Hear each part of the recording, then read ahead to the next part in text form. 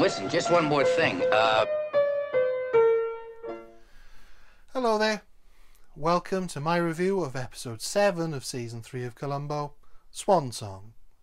First broadcast on March the 3rd, 1974 on NBC. Based on a story by Stanley Ralph Ross, it was written by David Rayfield in his first and only script for Columbo. Rayfield was born on September the 9th, 1923 in New York. He was an accomplished writer for film and television, penning Valdez's Coming, 3 Days of the Condor, The Firm, and the remake of Sabrina for film, and episodes of Night Gallery, and this episode of Columbo for television, amongst others. He died on June the 22nd, 2011. He was 87. It was directed by returning director Nicholas Colasanto. The episode begins with a car pulling up to a concert venue where Tommy Brown will be appearing that night. Brown gets out of the car and enters the open-air stadium. Tommy Brown is played by Johnny Cash. Cash was born on February the 26th, 1932 in Arkansas and rose to fame as a rockabilly musician before spending 4 years in the Air Force. After his time in the military, he very quickly established himself as a formidable country music star. His career continued to ascend over the next few decades, becoming a country music legend. This is relatively accurately documented in the biopic Walk the Line, although with certain liberties. Towards the end of his life, he recorded a cover version of Nine Inch Nails' Hurt, which became a huge hit. His wife June Carter died on May the 15th, 2003, with Johnny passing on September the 12th, 2003. He was 71. We cut to real concert footage of Johnny Cash mixed with the new footage, which is a nice idea when you have Cash playing a singer, but doesn't really work as the difference in quality of the footage is stark. After the concert, Brown is overwhelmed by teen female fans and clearly resists the urge to invite any of them into his dressing room, as he is under the careful gaze of his wife, Edna Basket Brown, played by returning Ida Lupino. In his room, Brown is arranging an aeroplane flight. We discover that Edna is extremely religious and plans to build a megachurch with $5 million of Brown's money. We see Brown pack a parachute into a bag, then break some pills into a thermos. When he's done, Edna comes in with her acolyte, Marianne, and Brown wants to take half the money he earns for himself, but Edna tells him no, and we discover that she got him out of prison on parole before he married her. He threatens to quit, but Edna has dirt on him. Before Marianne's conversion, she was seduced by Brown when she was just 16, and so he would be guilty of statutory rape. It's quite a complex setup, and it's all delivered in this one scene, but when it's Ida Lupino, it really doesn't feel like an exposition dump. Cash too really holds his own. He's not a brilliant actor, but he's still managed to give a competent performance in a difficult scene. Marianne and the Browns will be flying in a light aircraft to their next destination, but Brown ensures Edna's brother Luke takes the tour bus along with his prized guitar. Brown pilots the plane, and while in the air he turns off the heat. When the women get cold, he offers them the drugged coffee from the thermos. They quickly pass out, and Brown begins the next part of his plan. He puts the parachute on, tosses the flask out of the plane, and then jumps out himself. With no pilot, the plane quickly crashes. He's had an awkward landing and has hurt his leg. It's broken, but he manages to gather the parachute and hide it in a log. He really should have come up with a better way of disposing of the parachute. He makes his way to the wreckage of the plane and plants himself near it, so it appears he crashed with the plane, but miraculously was thrown clear. The crash is soon discovered by a passing motorist. The next morning, Columbo arrives at the scene and is greeted by Pangborn, who is a air crash investigator and whose TV interview is interrupted by Columbo wandering around in the background. Columbo is there because someone has reported it may be foul play. Pangborn thinks it's probably pilot error, but not homicide. He returns to his interview and Columbo continues to check the wreckage. He finds the empty pilot's case the parachute was in. He also discovers the pilot's seatbelt wasn't fastened while the passenger's seatbelts were. Columbo also reveals to Pangborn he's terrified of heights. I appreciate it, sir, but my ears pop in an elevator. As a matter of fact, I don't even like being this tall.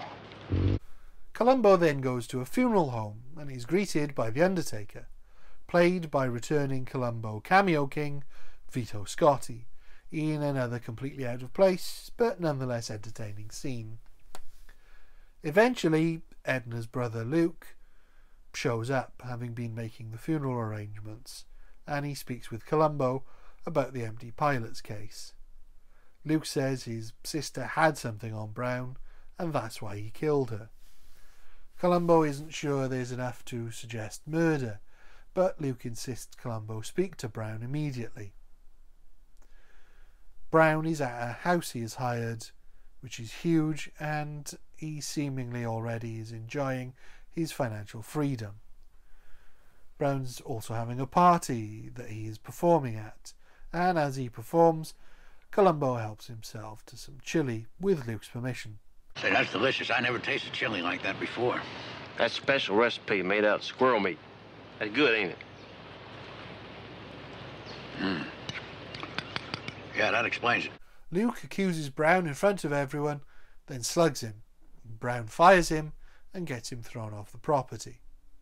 But Columbo stays to speak to Brown, who is furious he's speaking with someone from homicide. Columbo manages to calm Brown and tells him it's a formality, and Brown agrees to being questioned.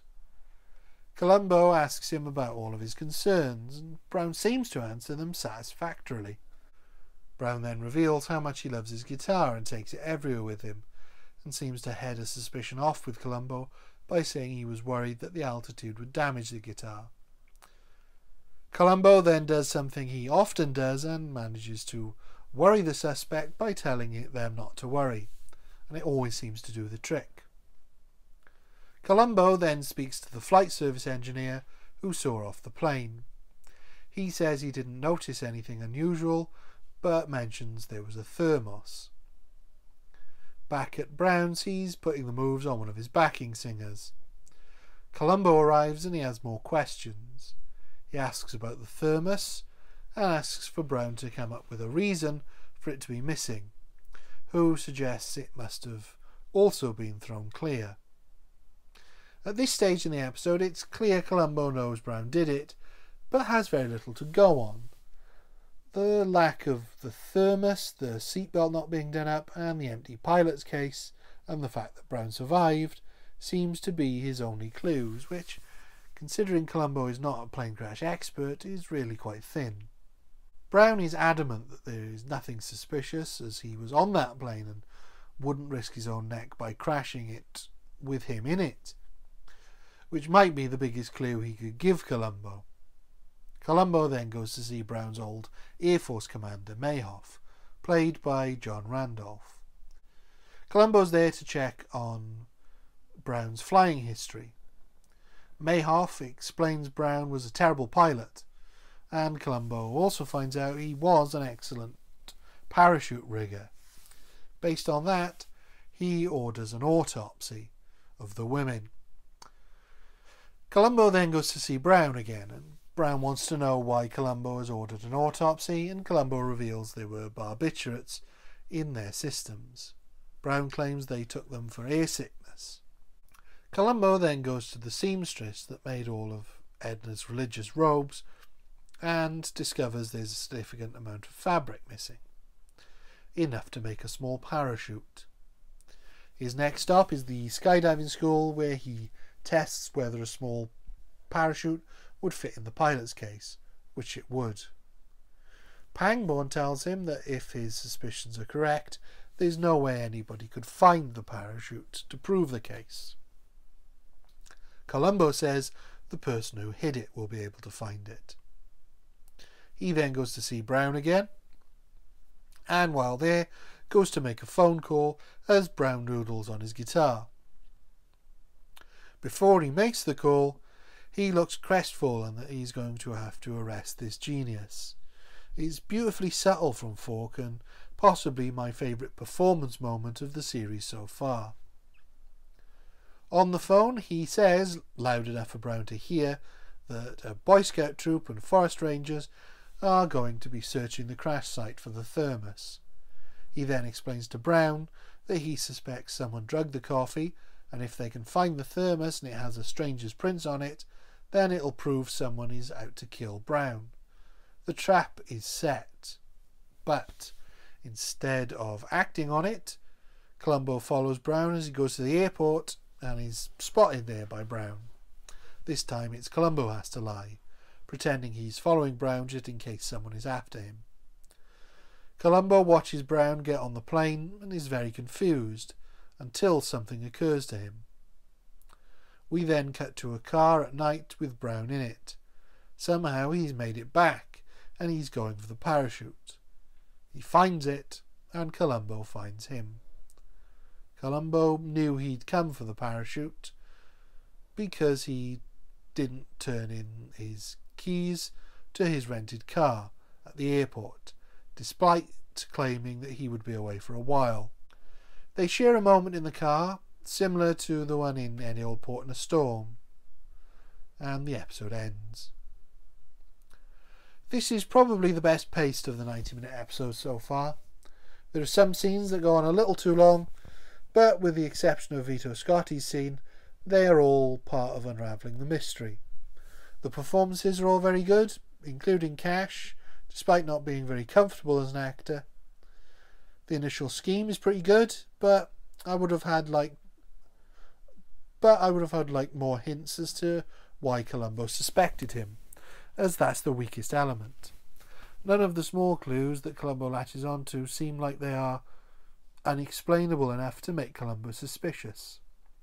It's still a very memorable episode, well made and well written, so for that reason I'm rating it 4 out of 5. Thank you. Goodbye.